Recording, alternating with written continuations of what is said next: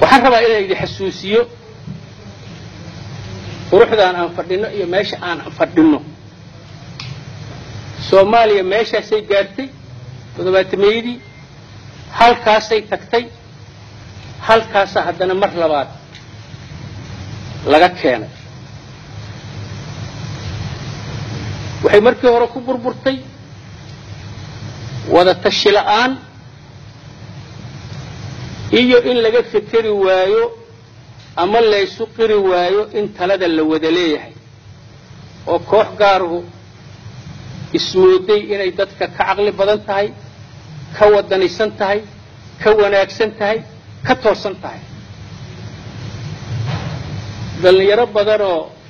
halkaan fadhisaa waqtigaas maba dhalan waa nimanka la baxay golihii kacaanka ayaga waxay leeyahay inay cid walba ka wanaagsan yihiin cid walba ka caqli badan yihiin cid walba ka wadanisan yihiin kala xumadaas iyo ilduufkaas iyo tashi la'aantaas halkaas la geeyay 40 sano kadib annagoo weliba intii ka tabar yar oo taladeenu weli ay kala baahsan tahay oo dagaal qabiil weli jiraan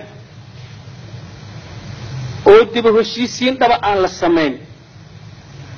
ayaa mar labaad haddana gobolka waxaa ka kacay duufaan kale oo geopolitics ka kacay waxaan halis ugu jirnaa inaan ilduuf labaad galno oo aan ku wareerno duufaantan marka labaad kacday oo awoodo military iyo awoodo dhaqaale ay ku tartamayaan khayraadka iyo istaraatiijiyada Soomaaliya halka ay ku taal waxa arintaas ku jira wadamo darisa waxa ku jira wadamo gobol waxa ku jira wadamo caalami ah sababtuna wax kale ma aha meesha aan ku naal ayaa qasbaysa in cid walba hudanaheeda naga waardiyeysato inaan duufaantaas mar labaad aanan ku ilduufin oo aanan ku dhibaatoobin waxay u baahan tahay inaan taariikhda wax ka baranno oo aan tashanno waa arrin ka weyn koox yaro inay isbiddo inay dadka ka caqli badan tahay ka wadanisan tahay ka toosan tahay ka cilmi badan tahay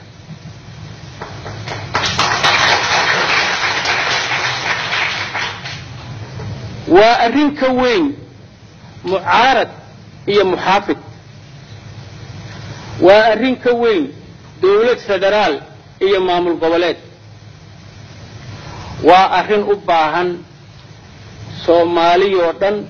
shacab iyo dawlad in laga tashado sababtoo ah haddaan mar labaad qaladkii oo kale aan galno annagoo taladeennuna aysan tahay tabarteennuna aysan tahay markaan waxaan halis ugu jirnaa in annagoo fiirinayna waddankeenna iyo khayraadkeenna ayadoo nala ka tala gelin la qaato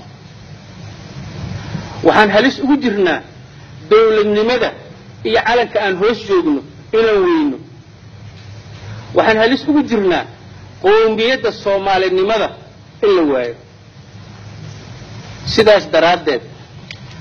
khatartana hortaal ma aha khatar sahlan waa arrin u baahan inaan isweydiino su'aalo muhiim ah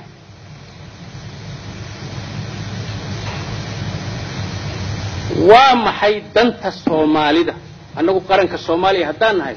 horta danteenu maxay tahay ama si kale hadii loo yiraahdo national interest maxaan leenahay maxaan dariska kale leenahay maxaan gobolka kale leenahay maxaan caalamka kale leenahay oo aan qeexno danteena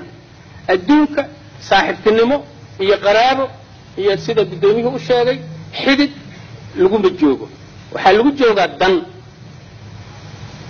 annagu horta waa inaan isu sheegno iskana dhaadhicino danta aan leenahay haddaan Soomaalinahay meeshaan aan ku nool adduunka Ilaahay nagu beeray maxaa danahoon leenahay ku badbaadnaa kuna horumarnaa waa inaan isweydiinaa yaa saaxiib noo ah ilaa keligeen ma noolaa karno yaa saaxiib noo ah yaa xulafo noo ah yaan dan wadaagnaa xaggee danteennu ku jirtaa mid dhaqaale mid siyaasadeed mid amni waxaa la yidhi ama buur ahaw ama buur ku tiirsanaaw war yaan isgarabsannaa oo danteenna iyo dantoodu isla jaan qaadi kartaa waa inaan isweydiinnaa istaraatiijiyada aan qaadanayno iyo tillaabooyinka aan qaadayno si aan dantaas ku gaarnaa maxay tahay mudane guddoomiye arrintaas waxay u baahan tahay marka in dad khubaraa dad ballaaran dad sidaan u sheegay cross-cutila inay wax iska weydiiyaan